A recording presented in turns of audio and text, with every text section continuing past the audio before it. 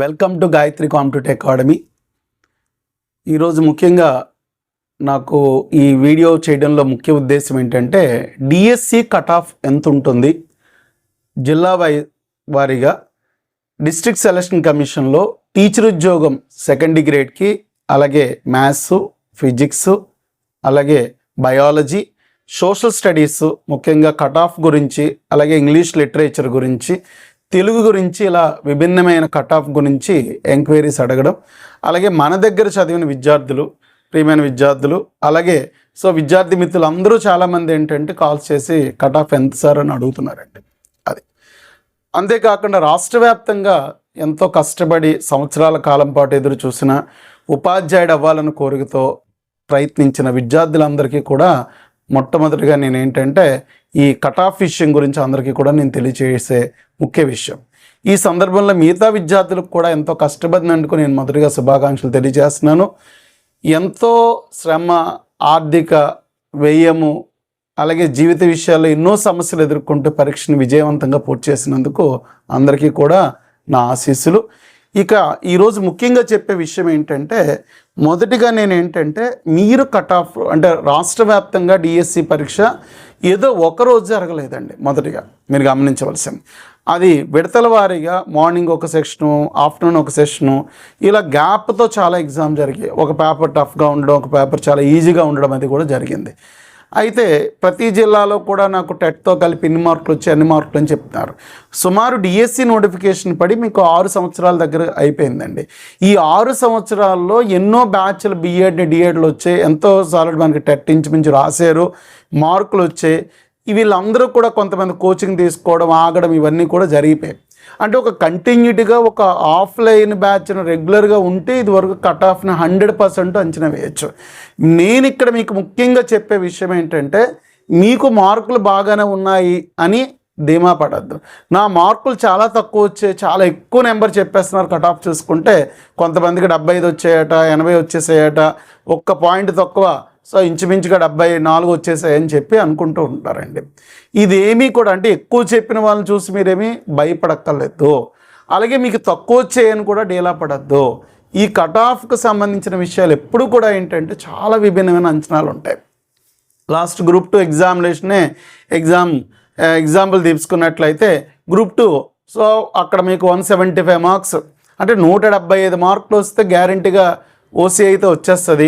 ఇలా 140, 150 ఇలా ఈడబ్ల్యూఎస్, బీసీలు ఇలా రకరకాల క్యాలిక్యులేషన్ వేశారండి.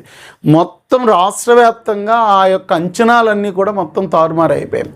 అంటే కట్ ఆఫ్ పెరిగింది, అలాగే కొన్ని చోట్ల చాలా తక్కువ కూడా వచ్చింది. ఇవన్నీ చాలా విషయాలు ప్రామాణికంగా ఉంటాయి. కాబట్టి ఎక్కువగా మార్కులు వచ్చాయని గ్యారంటీ పొంగిపోక్కర్లేదు, తక్కువ వచ్చే మనకు రాదని కుంగిపోవద్దు. అది నేను మొట్టమొదటిగా చెప్పే విషయం. 6 ఏళ్ళ తర్వాత వచ్చిన నోటిఫికేషన్లో చాలా బ్యాచ్లు, అలాగే ప్రిపరేషన్ ఉన్నవాళ్ళు, ప్రిపరేషన్ లేని వాళ్ళు, టెట్ ఎక్కువ వచ్చిన వాళ్ళు, డిఎస్సీలో ఎక్కువ వచ్చి టెట్ తక్కువ వచ్చిన వాళ్ళు, ఇలా రకరకాల అభ్యర్థులందరూ కూడా నేను చూడడము, పరిశీలించడము జరిగిందండి. అది ఆన్లైన్, ఆఫ్లైన్లో కూడా మనకి మాట్లాడినప్పుడు చాలా చాలా విషయాలు తెలిసాయి. కాబట్టి ఇక్కడ నేను చెప్పే విషయం ఏంటంటే ఆనందపడద్దు, దుఃఖించొద్దు మొదటి విషయము. ఇక మీ ప్రయత్నం మీరు చేశారు కాబట్టి దాని గురించి ఎక్కువ ఆలోచించొద్దు. 100 మందికి ఫోన్ చేసి మీ ఫ్రెండ్స్తో మాట్లాడి అది అలా జరుగుంటే బాగుండు, ఇది ఇలా జరుగుంటే బాగుండు, అక్కడ ఎక్కువ మార్కులు వస్తే బాగుండు, ఇలా ఎక్కువగా దాని గురించి దయించి ఎవరు కూడా ఆలోచించొద్దండి. అంటే ఇంకా మీకు ఒకటే చెప్తా, నువ్వు ఎంత ఆలోచించినా పరీక్షకు ముందు ఆలోచించాలి, తర్వాత పరీక్ష తర్వాత ఎట్టి పరిస్థితులు ఏ విషయాన్ని ఆలోచించక్కర్లేదు. పరీక్ష అయిపోయింది, నువ్వు ఒక మార్క్ మార్చలేవు, ఒక అరమార్క్ మార్చలేవు, అరమార్క్ పెంచలేవు, అరమార్క్ తగ్గించలేవు. ఇన్ని లేనప్పుడు ఇది మీ చేతుల్లో లేని ఒక ప్రధాన అంశం. దీని గురించి ఎక్కువ సమయం వృధా అనేది ఎట్టి పరిస్థితుల్లో చేయొద్దు. అది నా యొక్క రెండో ముఖ్యమైన సలహా. ఇక మూడో విషయం ఏంటంటే, నేను ముఖ్యంగా చెప్పేది 6 సంవత్సరాల తర్వాత వచ్చిన ఈ నోటిఫికేషన్ తదనంతరము బాగా రాసి డిఎస్సి ఖచ్చితంగా వస్తుంది అని అనుకుని ఎక్కువ మార్కులు అంటే మీకు కట్ ఆఫ్లు ఒక్కొక్క జిల్లాలో మనకి హెచ్జిటి వైజ్ కానీ, స్కూల్ అసిస్టెంట్ కానీ, ఇలా రకరకాల కట్ ఆఫ్లు ఒక అంచనాలు ఉన్నాయి. నేను ఇప్పుడు ఆ అంచనాలను, ఊహల్ని ఏదో ఒపీనియన్ పోల్ అంటే ఓ పోల్ తీసుకుని మీకు ఎన్ని మార్కులు వచ్చాయి మీరు షీట్ పెట్టండి మేము చెప్తానంటే ఓ 10 మంది విద్యార్థులు కన్ఫ్యూజ్ చేయడని చెప్తాడు. సార్ నాకు 80 మార్కులకి 74 వచ్చేసాయి సార్ అంటాడు. ఇంకో 76 పెడతాడు. 80కి 80 వచ్చాయి అంటాడు. ఎవరు చూశారు? ఆ విద్యార్థికి ఎవరైనా చదువు చెప్పాడా? ఆ విద్యార్థి టాలెంట్ తెలుసా? ఇలా వాళ్ళు ఏంటంటే ప్రోపగాండ్ చేయడానికి 80 వచ్చాయి 75 వచ్చాయి అని ఒక భయాన్ని, ఇంకా ఈ నార్మలైజేషన్ ప్రాసెస్, ఇలా చాలా విషయాలన్నీ కూడా మనం ఏంటంటే ప్రామాణికంగా తీసుకోవాలండి. దయించి మీరు సోషల్ మీడియాలో అత్యధికంగా వచ్చాయని మార్కులు మీరు సంతోషపడద్దు, తక్కువ వచ్చాయని సరి బాధపడవద్దు. ఇది నేను మళ్ళీ చెప్పే ముఖ్యమైన అంశం. కాబట్టి ఇది ఫలితం వచ్చేరాక అంటే మీరు మొదటిగా చూడవలసింది ఎక్కువ ఆనందపడద్దు, దుఃఖపడద్దు. రెండో విషయం ఏంటంటే మీరు పరీక్ష రాశారు, దాని గురించి ఇంకెక్కువ ఆలోచించద్దు. ఇంకా దాన్ని ఎక్కువ ఆలోచించి ఆ విషయాలు మీరు ఏంటంటే ఎక్కువగా మీరు దృష్టి పెట్టి ఇలాంటివి కూడా చేయొద్దు. ఇక మూడో విషయం ఏంటంటే మీరు ఆల్రెడీ ఎస్జిటి స్కూల్ అసిస్టెంటు, మీరు ఆల్రెడీ దాని ప్రిపరేషన్ చేసిన వాళ్ళు ఎవరైతే మీకు ఎవరైతే ఉన్నారో సెకండరీ గ్రేడ్ టీచర్స్ కానీ స్కూల్ అసిస్టెంట్స్ కానీ, నేను చెప్పే ముఖ్య అంశం ఏంటంటే మీరు ఆల్రెడీ స్టేట్ వైజ్ ఈ యొక్క టెట్ రాసున్నారు, మీరు సీటాట్ లాంటి పరీక్షకి ప్రిపేర్ అవ్వడం మొదలు పెట్టండి. అంటే రిజల్ట్ వచ్చా చూద్దాం, మళ్ళీ పుస్తకం తీయాలనిపించట్లేదు, మళ్ళీ ఇలాగ అవ్వాలని అనిపించట్లేదు అని అనుకోకండి. ఖచ్చితంగా లాంగ్ స్టాండ్లో ఉన్న స్టూడెంట్స్, లాంగ్ స్టాండ్లో టీచర్స్గా పనిచేసిన వాళ్ళు, వాళ్ళకి టైం ఉన్నా లేకపోయినా లాంగ్ ప్రిపరేషన్లో కొంతమంది ముందున్నారు. కాబట్టి ఇక్కడ నేను చెప్పే విషయం ఏంటంటే సీటాట్ ఎగ్జాము, కేంద్రీయ విద్యాలయ పరీక్షలు పడతాయి, ఇవి కేవీస్, అలాగే మిలిటరీ స్కూల్ సంబంధించిన దాంట్లో పోస్టులు పడుతూ ఉంటాయి. కాబట్టి మస్ట్ ఫోకస్ ఆన్ సీటెట్ మీద మీరు ఏంటంటే దృష్టి పెట్టండి. ఇది నేను చాలా ముఖ్యమైన అంశం. ఇక రిజల్ట్ వచ్చేరాక వెయిట్ చేయండి అంతే తప్ప అక్కడ మా ఫ్రెండ్ వాళ్ళకి తాలూకు ఎలా వచ్చాయి, లేదా పలానా కోచింగ్ చోట తీసుకున్న వాళ్ళకి ఎలా ఎక్కువ వచ్చాయట, వీళ్ళకి తగ్గిపోయాయట, నాకు రాదట, నాకు వస్తుందట, 75 వచ్చాయి మనకి, సో 76 వచ్చే టెట్తో కలిపితే సో చాలా ఎక్కువ వచ్చే అవకాశం ఉంది, టెట్ లేకుండా 55, పీజీటీకి ఎంత, సో టీజీటీకి ఎంత అనేసి. అయితే ఇక్కడ నేను ఒక విషయం చెప్తాను, పీజీటీకి క్వాలిఫైయింగ్ ఇంగ్లీష్ లాంగ్వేజ్కి కూడా అక్కడ ఏంటంటే రిజర్వేషన్లు వాటిలో కట్ ఆఫ్ చాలా తగ్గుతుందండి. అయితే నేను ఇక్కడ ఏ జిల్లా ఏది అని చెప్పలేని సమయం లేదు కాబట్టి నేనంటే దాన్ని విశ్లేషించట్లేదు. కాబట్టి ఇక్కడ చాలా వరకు ఏంటంటే క్వాలిఫైయింగ్ ఎగ్జామ్ ఏదైతే ఇంగ్లీష్ ఉందో ఆ క్వాలిఫైయింగ్ ఎగ్జామ్ దగ్గర చాలామంది కంటెంట్ బాగా రాసిన క్వాలిఫై అవ్వలేని పరిస్థితి కొంతమందికి ఉంటుంది. క్వాలిఫై అయిన కంటెంట్లో తక్కువ వచ్చిన వాళ్ళు ఉంటారు. ఎస్జిటిలో షిఫ్ట్ వైజ్ నార్మలైజేషన్లో ఒక చోట ఎక్కువ, ఒక చోట తక్కువ వచ్చింది. అలాగే సోషల్ స్టడీస్లో పేపర్ అనలిటికల్ పేపర్ ఉందండి. మ్యాథమెటిక్స్ అసలు సమయమే కుదరలేదండి పరీక్ష రాసే సమయానికి. అంటే పేపర్లో ఏముందని తెలుసుకునే లోపు సమయం అయిపోయిందండి. అలాగే బయోలాజికల్ సైన్సెస్ అవి కూడా కొన్ని అదే పరిస్థితిని ఎదుర్కోవడం జరిగింది. ఫిజికల్ సైన్స్ లాంటివి చదివితే బాగుండు అని అనిపించిందండి. అంటే ప్రతి ప్రశ్న మనకు వచ్చిన ఫీలింగ్ అనిపించినా అక్కడ పెర్ఫార్మెన్స్ వచ్చేసరికి చాలా క్లబ్జీగా, ఒక విధంగా చెప్పాలి అంటే కనుక అది ఇబ్బందిగా జరిగింది. దీన్ని ఇంకా నేను బాగా చెప్పాలంటే స్కూల్ అసిస్టెంట్ విషయంలో నేను ఒక పాయింట్ చెప్తా.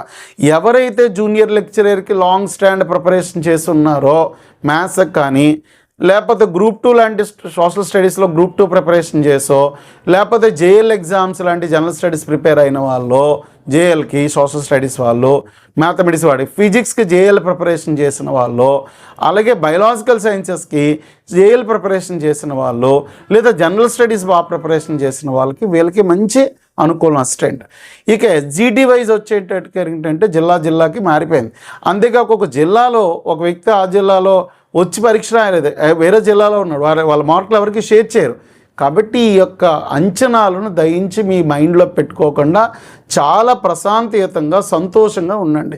మీరు ఫలితాన్ని మార్చలేరు కాబట్టి మీ మనసుని, మీ యొక్క బుర్రని, మీ ప్రశాంతతను మాత్రం దయించి మీరు మార్చుకోవద్దు. కాబట్టి కట్ ఆఫ్ గురించి ఆలోచించడం అనేసి ప్రశాంతంగా ఉండండి. ఎందుకంటే నాకు వచ్చే విపరీతమైన ఈ phone calls, cut off SGT ఎంత, స్కూల్ అసిస్టెంట్ ఎంత, అటు ఫ్యాకల్టీ మిత్రులు కానీ, ఇటువైపు పాత విద్యార్థులకు సంబంధించిన వాళ్ళు కానీ, ప్రస్తుతం చదివి వెళ్ళిన విద్యార్థులు కానీ, వీళ్ళందరూ అడుగుతుంటే కనుక నేనైతే ఒకటే చెప్తున్నాను, ఎట్టి పరిస్థితుల్లో ఇప్పుడున్న సోషల్ మీడియాలో ఉన్న పరిస్థితులని వాటిని చూసి ఫైనలైజేషన్ అవ్వద్దు. ఎందుకంటే నేను చాలా విషయాలన్నీ కూడా నేను అంచనా వేసిన తర్వాతే మాట చెప్తున్నానండి. ఏ ఒక్క జిల్లాకి, ఏ ఒక్క అభ్యర్థికి పోలిక, పంతన, అది నార్మలైజేషన్ ప్రాసెస్ ఇవన్నీ కూడా మనం చేయలేదు. కాబట్టి మీరు ఒక్క ఇక లాస్ట్ అండ్ ఫైనల్ ఒకే మాట చెప్తాను, పేపర్ ఆ రోజు చాలా టఫ్గా ఉంది.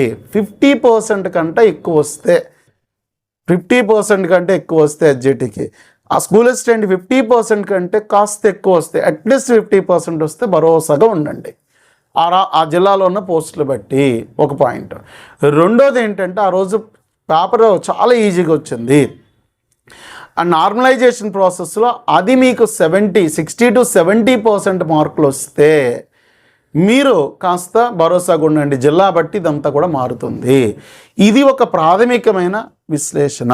కాబట్టి మీరు ఏదేదో ఊహించుకునేది ఇబ్బంది పడద్దు. ఎందుకంటే ఒకటే చెప్తున్నాను మిత్రులు, మీరు గమనించుకోవాల్సిన విషయం, విద్యార్థి మిత్రులందరికీ కూడా, డిఎస్సి ప్రిపరేషన్ అయిపోయిన తర్వాత బాగా ఎగ్జామ్ రాశారు, ఎగ్జామ్ తర్వాత మీరు ఇంకేం మార్చలేరు, అది మంచిగా వచ్చినా చెడుగా వచ్చినా. దానికోసం మీరు ఏంటంటే ఎవరిని తిట్టుకోక్కర్లేదు, చేసుకునే పనిని ఇబ్బంది పెట్టుకోక్కర్లేదు.